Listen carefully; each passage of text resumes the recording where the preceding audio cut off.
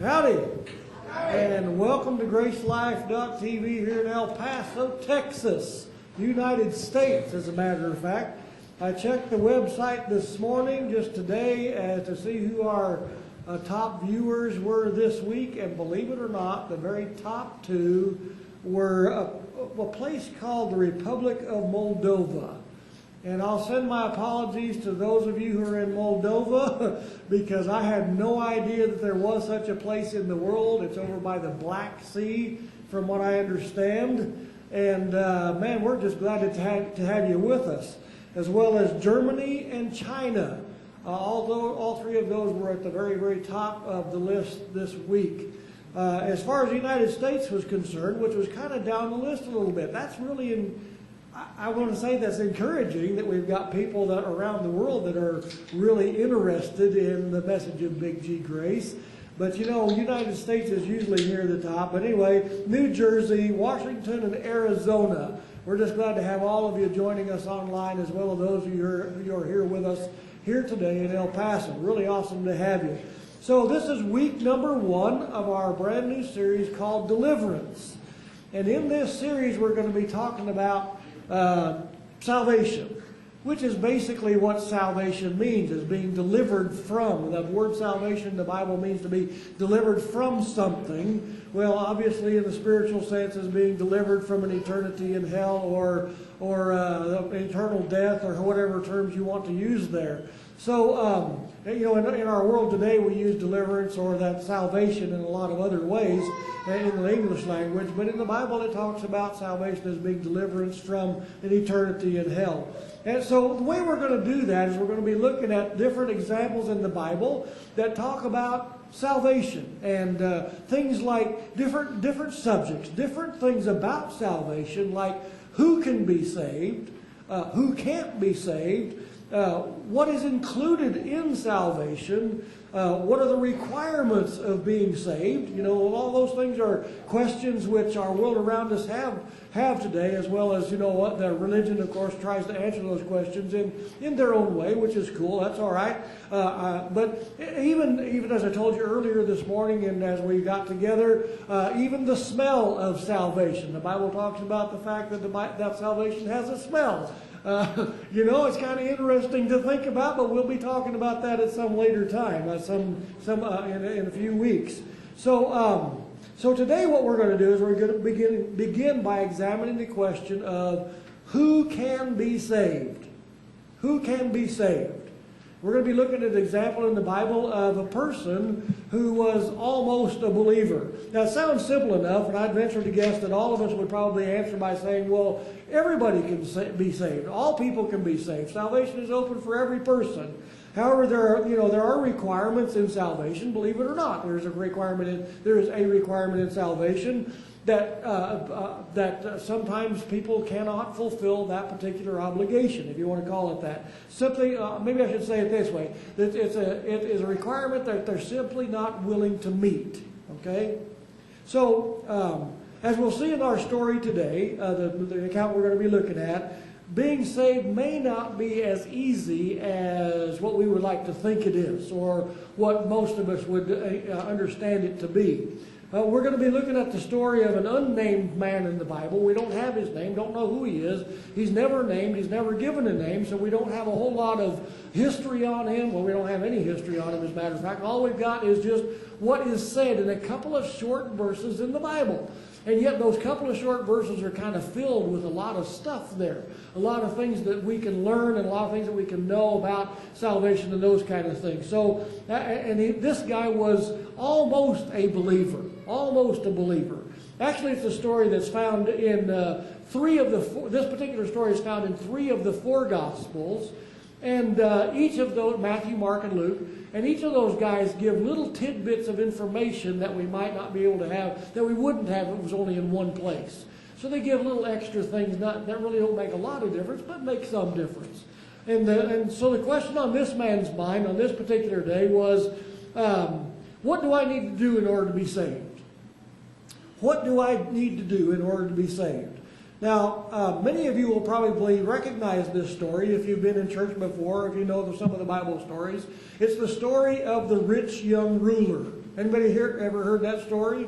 Okay, so you kind of have an idea of what that's about the rich young ruler. For those of you that have not, we're gonna take a look at that. There's just a couple of short verses. We're gonna look at those verses, and then we'll kind of pull them apart just a little bit and look at each individual thing. So check it out. It says, as Jesus, now I put that in Jesus was setting out on a journey, a man ran up to him and knelt before him and asked him, "Good teacher, what shall I do to inherit eternal life?" He's wanting to know how to be saved. What do I need to do in order to miss hell? Basically is what it is, which is salvation, right? What do I need to do in order to inherit eternal life? That's my question. Actually, Matthew, Mark, and Luke all tell us that he was rich. All three of those Gospels, all three of those writers tell us that he was rich. So that's not a question.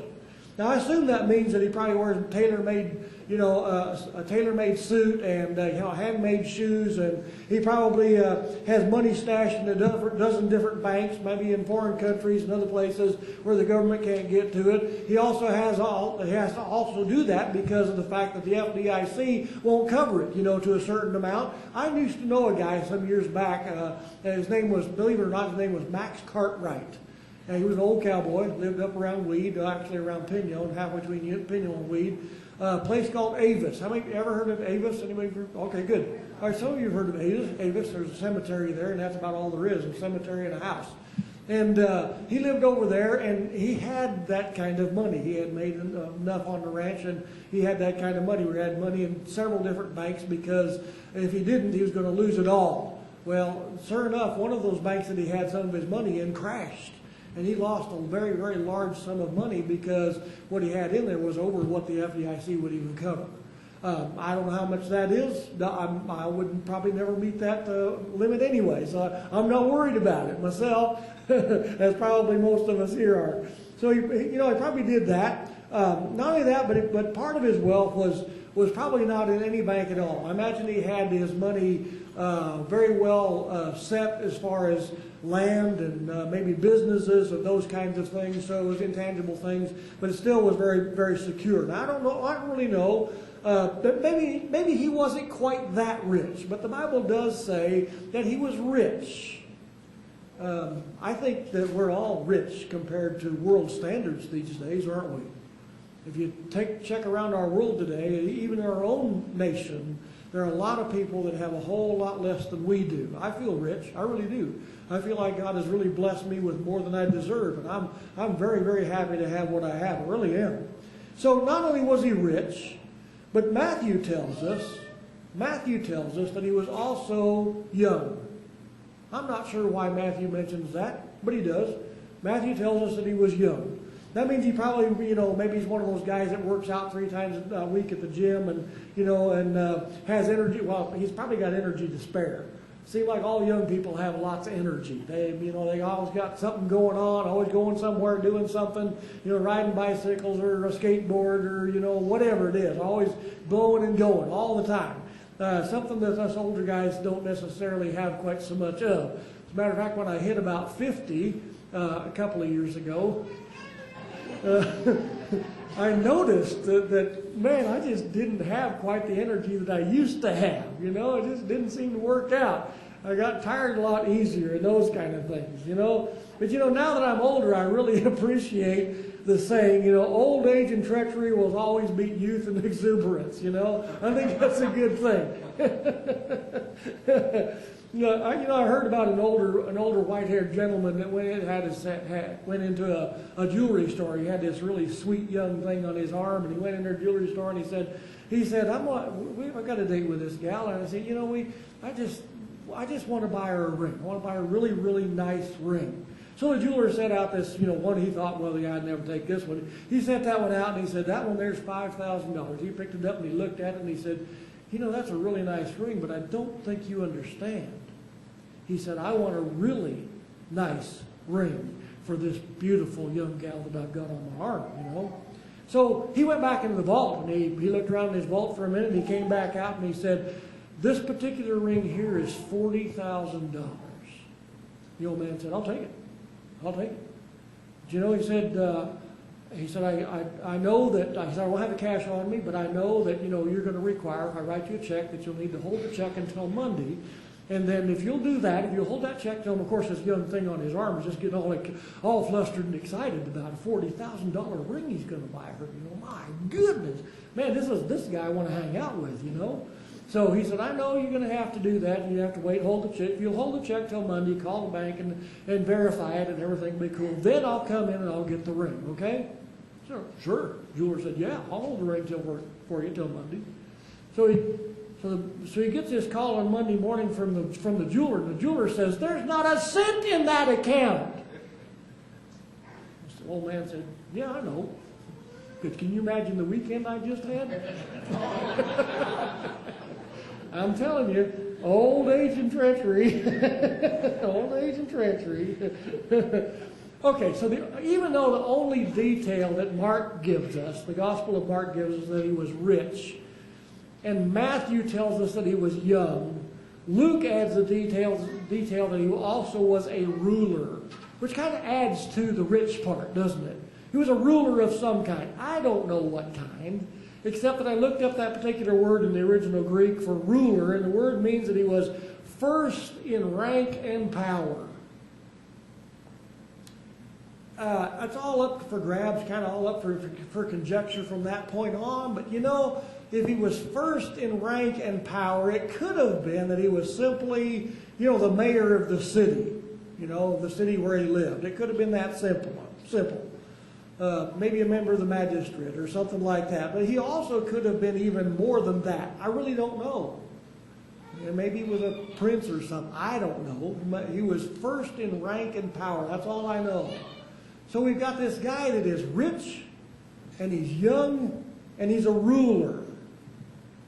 And up to this point in this young man's life, everything has been going very smooth, as you might well imagine. I mean, he's got his whole life before him. Everything's cool. He's got all he could ever hope for. No money problems, enough power to rule over an entire population of a city at least where he lived. I mean, he's set for life. But he's got a question on his mind. However, unlike the parable that Jesus told about the man who, he said, his fields grew up and got really nice, and he had a big, huge crop, and he said, I'm going to build myself barns, and he said the next year that his crops were even better, and he said, I'm going to build bigger barns, and I'm going to store all my goods, and he said, I'm going to sit back and take life easy and say, eat, drink, and be merry. Everything's cool. I'm smooth sailing the rest of my life. And Jesus said, tonight your soul will be required of you. Unlike that man, this guy says, this rich young ruler comes to Jesus and says, man, there's something going on here I need to know about, right? There's a problem, and I'd like an answer to it, Actually, what happened, and we'll see that in a few minutes, is that he had heard Jesus say some things that made him uneasy about his life. He heard Jesus say some things that made him maybe raise some rather uneasy questions in his mind. So even though by all outward human standards, this guy had everything going for him, he's rich, he's young, he's powerful. By worldly standards, what more could you ask for? But at this particular point in his life, something inside of him is causing him to question his eternal destiny. I've got it all here, but what about when I pass from here? Right? He's young, he's rich, he's a ruler. You would think he's got his whole life ahead of him, and yet he reaches this point in his life at this point and says, man, I need some questions answered for the eternity afterwards. Have you ever considered the possibility that too much money and power and good looks might be too much for some people to handle? That we kind of do, don't we? That those people hit rock bottom because they have made it to the top. I mean, most of the time we think, especially in religious circles, right? We're notorious for talking about, people who are at the bottom, Religion in particular is notorious for talking about those poor people, and they're hitting rock bottom, and they're strung out on drugs, they're on alcohol, they're on all these things, and they finally hit rock. A lot of them, that doesn't make any difference. They just kill themselves anyway. They literally poison their bodies until they die, and that's the end. But in this guy's case, he's got everything you could possibly hope for, and that's his breaking point. That's his breaking point. For all of us, it's different. It's all different. It might be something really, really that are simple that the rest of us might laugh at and say, "Oh, I can't believe that was your breaking point." That's silly. That's ridiculous. Everybody goes through that. Well, you know what? In this man's life, it was because he was rich and he was young and he was a ruler and he had all that kind of stuff. So, as this rich young ruler comes to Jesus, he asks the question in the same way, I think, that every other person on earth would like it to be. He says, "What do I need to do in order to inherit eternal life?" We would like for it to be that way. It would be nice if it was that way, we think. That if there's something I can do, just tell me what it is, I'll do it, everything's cool. One of the problems I see with that, though, is that, as I just said, every person on earth likes to see it that way, wishes it were that way in our human hearts and our human minds. So I wish it was that way. If you just tell me what... And religion plays on that. Religion says, here's what you need to do. You need to walk the aisle. You need to say these words. You need to get baptized. And when you're baptized, you're going to be joining the church. And once you join the church, you give your money. And when you give your money, you want you to come to church every Sunday. You do that, God's cool with you, man. Everything's good. Religion plays into that idea of saying, here's what you need to do. So this young man's asking Jesus, what do I need to do? And religion says, here's what you need to do. You need to get baptized. You need to walk the aisle and say these words, Or whatever it is, I was raised in a Protestant denomination, so that's the way I view it. Every religion has their own way of doing that in their own ways. And there are a lot of people in our world today who base their salvation on the church and or religion that they belong to, or denomination. I know a lot of people that have done that. I've known a lot of people in my past that do that rely on their particular denomination and say, this is the reason. Even though if you question them deeper, they'll say, oh, no, that's not it. But if you're not of my particular denomination, then you're not saved, right? Same thing. It's a circular reasoning and it doesn't fit. It all sounds good. But you know what? Paul tells us directly in Galatians chapter 3 and verse 21, he says, for if a law, that means keeping the rules. Here's what you need to do. Do this, do that, and do the other thing, and God's happy with you. He said, if God had given something, do this, do that, and do the other thing, and you're okay with God, had been given which was able to impart life, then righteousness would have indeed been based on law.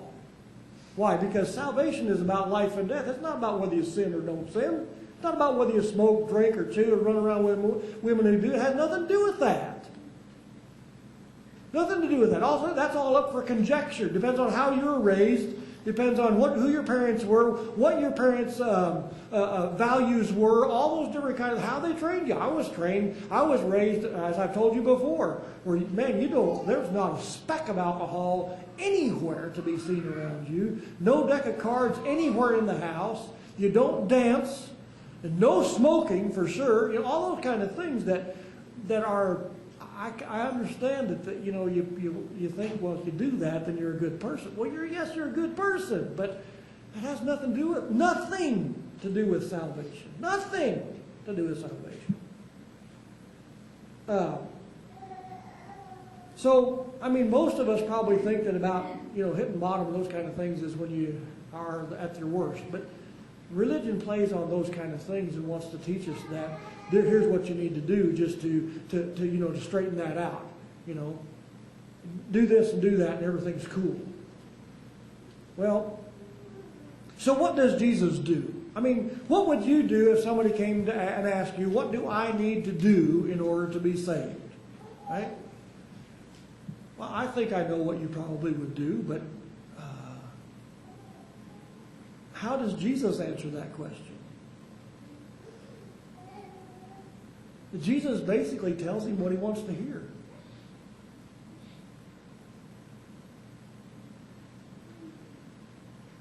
He does. Look at it. Jesus says, you know the commandments. Do not murder. Do not commit adultery. Do not steal. Do not bear false witness. Do not defraud. Honor your father and mother. Didn't we just talk about that a second ago? Is Jesus saying that if you do these things, God's cool with you? Is that what he's saying here? I mean, he asked the question, what do I need to do in order to be saved? And Jesus says, there they are. Check them out. Don't murder. Don't kill anybody. Well, I've never done that. Don't commit adultery. Don't steal. All those things, right? Jesus tells him exactly what he wants to hear. So is Jesus saying that keeping the Ten Commandments is the way to be saved? Well, no. But on the other hand, which, coming from a religious background, the other thought is, and I don't know if I was actually taught this or told this or trained this way or whatever, but the other thought is that, well, what Jesus is doing here, this is designed to invoke guilt in his life. Right? To show him that you are not a good person. And I've had people say, well, you know, when you talk about Big G grace, you got to tell them, you know, if you're not keeping the Ten Commandments, you got a problem in your life. Well, Jesus did that. And did it make a difference? If his idea behind giving these commandments and saying, dude, you think you're cool? Check it out. Has there been any of those things that you've even thought about doing? So did it have the desired result, if that were the case of what Jesus wanted to accomplish, to invoke guilt in this man's life and say, oh man, I missed number 4. If that was Jesus' purpose, it didn't work. It didn't work. Because this guy says, now listen, you look at his response. He says, teacher, I have kept all these things from my youth up. I've done all that. I've done all that. So was he a good man? Absolutely, yes, he was. Was he living a clean life as far as morality is concerned? Was he living a clean life on this level? I don't think there's any doubt. And I'll jump ahead and tell you that Jesus doesn't condemn him. So what's really interesting is about this seemingly, I guess we could say he seems like maybe he's being arrogant by saying, I've done all this stuff since I was a young man, you know, since I was a little kid, I've kept all that stuff. That almost sounds like an arrogant kind of an attitude. But Mark tells us in the first phrase of verse 21 that Jesus looked at him, looking at him, Jesus felt a love for him. Wow. That's kind of strange, isn't it? Here Jesus says, keep the Ten Commandments. Here's the commandments you need to keep. He said, you know what they are. You've been there. You've done that. You've read them. You know what they are. Have you done that? He said, man, I have.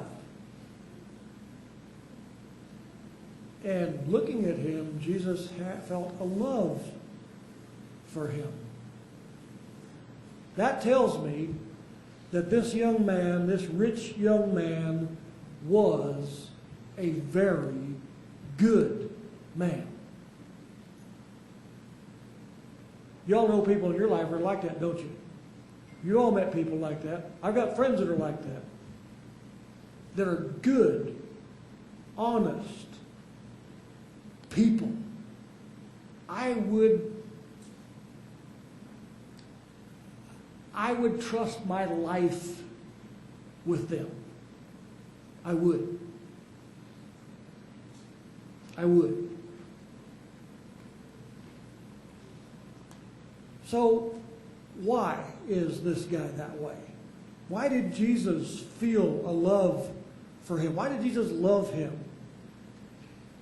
I think he's being totally honest. That's why. He is a good man. He really is a very good man by all human standards, even by the standard of the Ten Commandments. He's a good man. Matter of fact, I'll just venture to say, like I am, I wonder if he was not the compliant child in his family. Probably was, wasn't he? Before I understood what Big G Grace is all about, I could easily say that I didn't do any of that stuff. I wasn't raised that way. I never tasted alcohol. I never smoked. I never murdered anybody, for sure. You know? Certainly didn't commit adultery. All that stuff. So Jesus is agreeing. I think Jesus is agreeing with this guy. That's what he's doing. He's saying, you know, you're right.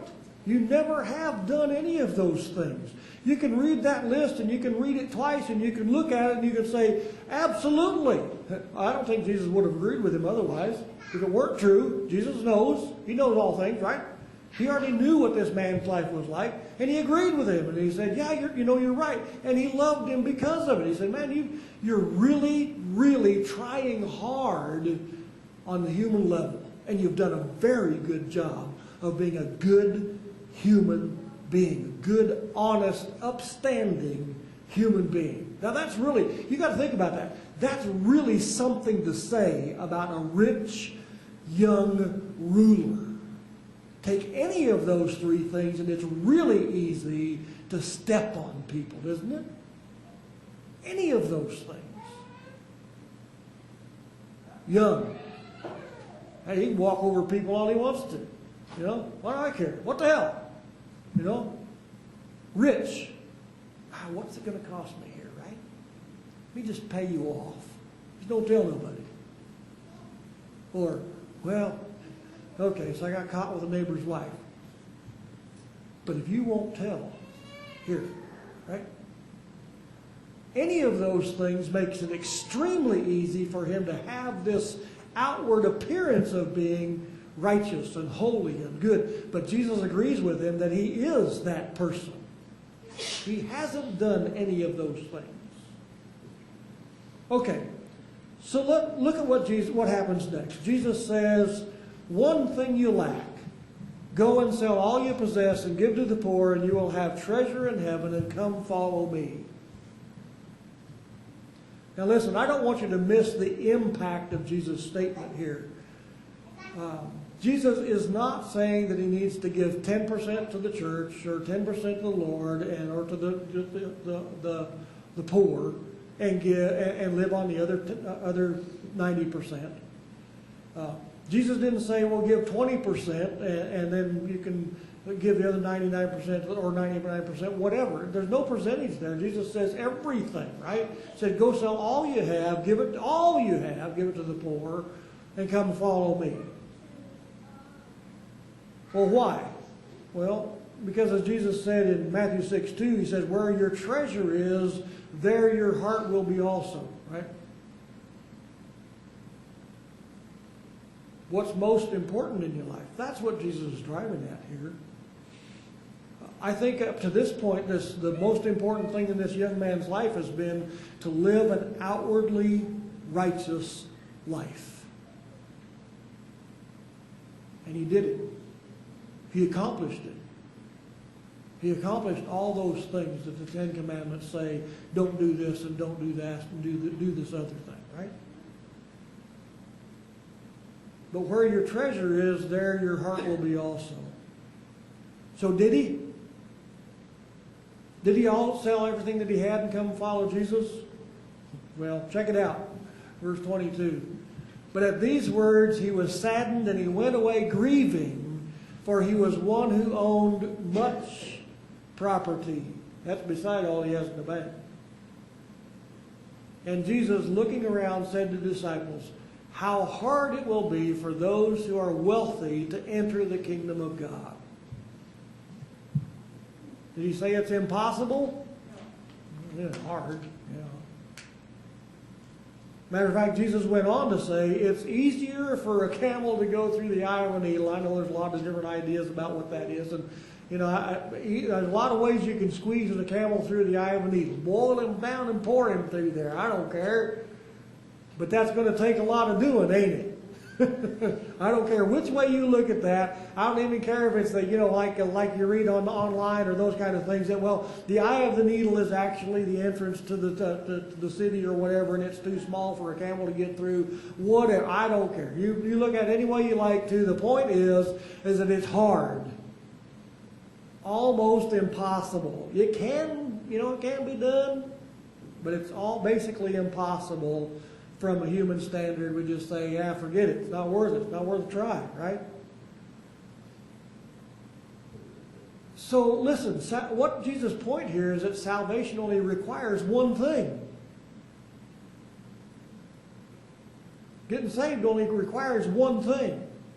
It requires our all. I mean, you have to go out and sell everything you have and give it to the church before you can meet. No, I didn't say that. Neither did Jesus. He's just saying, listen, you've got to be willing to set aside the most important thing in your life. Whatever that pride, finances, whatever it is that's number one in your life, maybe family, you got to say, listen, even if my family walks away from me, even if my family leaves me and hates my guts from this day forward, the Lord's more important. And that's an even if, right? That's being willing. My opinion is that, here's my opinion.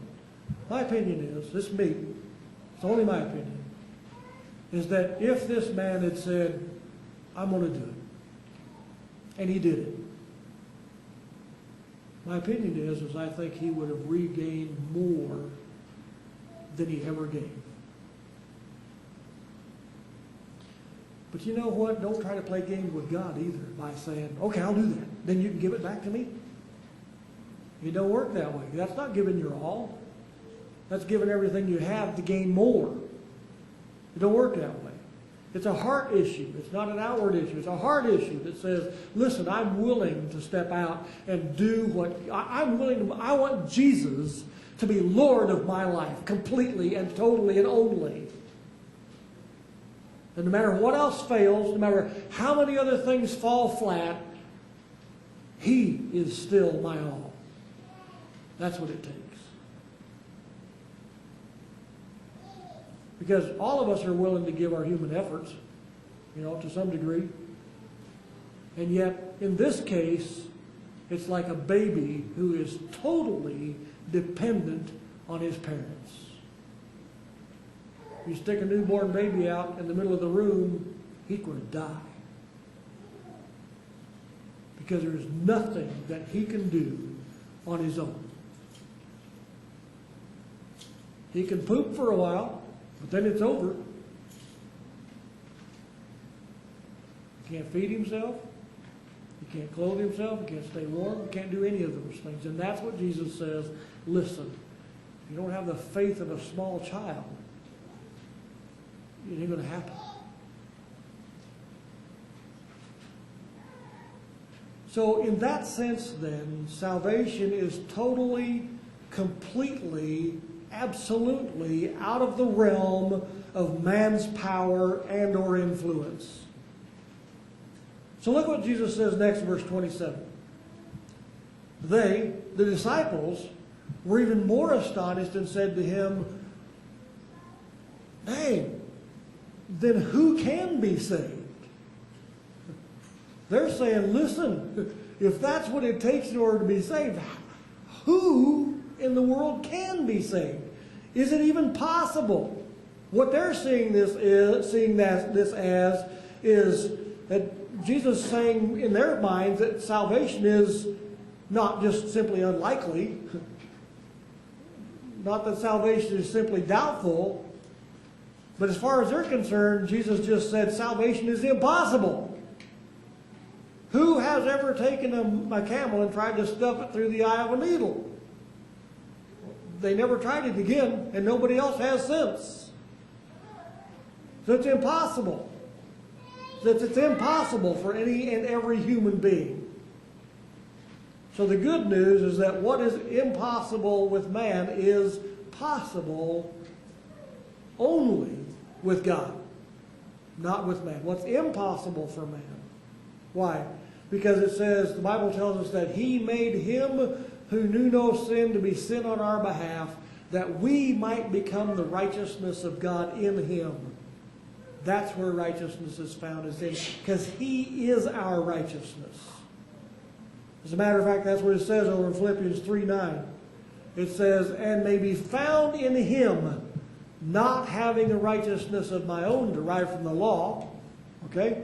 The young man just said, I kept all that. I did all that. And Jesus says, you missed the point. But that which is through faith in Christ, the righteousness which comes from God on the basis of faith. Wow.